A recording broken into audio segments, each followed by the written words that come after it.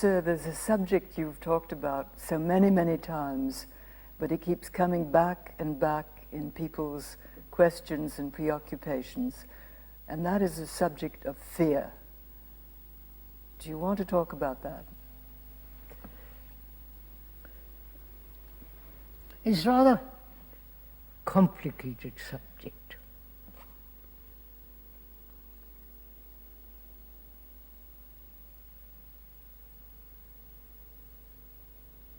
It really requires a great deal of inquiry because it is so subtle, so varied, so abstract,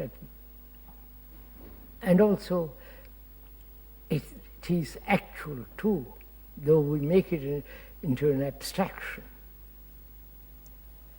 The actuality of fear and the idea of fear, which is the abstraction of fear into an idea. So we must be very clear what we are talking about. The abstraction as an idea of fear, or the actuality of fear. You and I sitting, or all of us sitting here, at this present moment we are not afraid. There is no sense of apprehension or danger. At this instant there is no fear.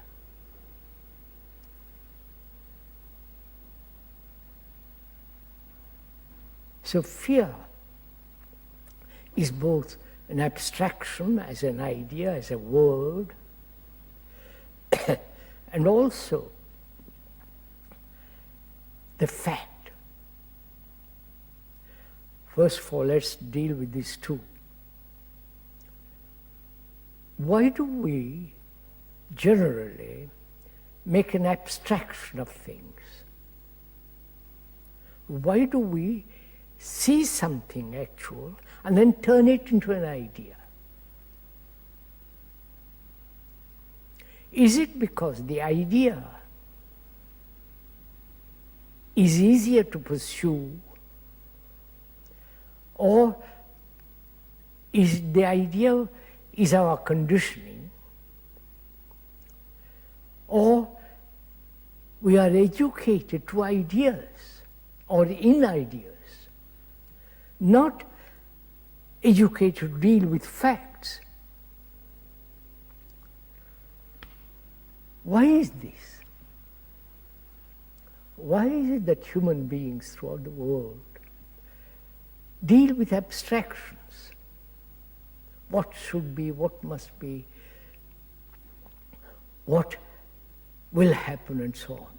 The whole world of ideation and the ideologies, whether it be the communist ideology based on Marx and Lenin, or the capitalist ideas of so-called free enterprise and so on, or the whole world of religious concepts, beliefs, ideas, and the theologians working these ideas out.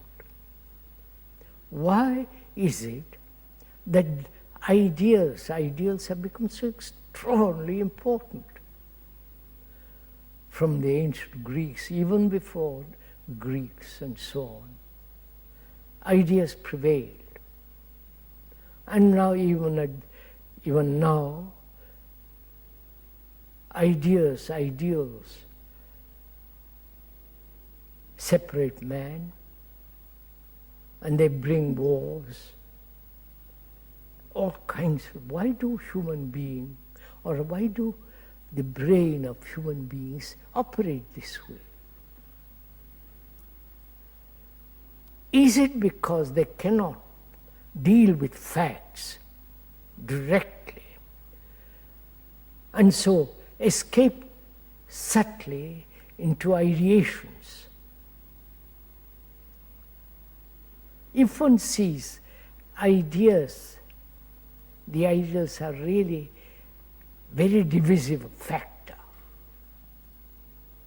they bring friction. They divide communities, nations, sects, religions, and so on. Which is ideas, beliefs, faith, all that is based on thought. And facts. What are facts? What exactly is a fact? Not an opinion about fact, or opinion made into facts. What is the fact of fear, sir? I'm coming to that. First, we must establish the distinction between the idea of fear, the abstraction as the word fear, and the actual fear. The actual fear is the fact, not the abstraction of it. If one can move away from the abstraction, then we can deal with fact. But if they are both running parallel all the time, then there's a conflict between the two. That is the idea, the ideology dominating the fact, and the fact sometimes dominating the idea.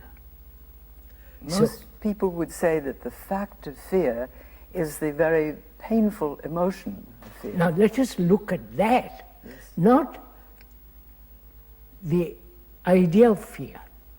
So let's look at the fact, that's what I'm coming to, the fact of actual fear. And to remain with that fact, which requires a great deal of inward discipline. Can you describe what remaining with the fact of fear actually is?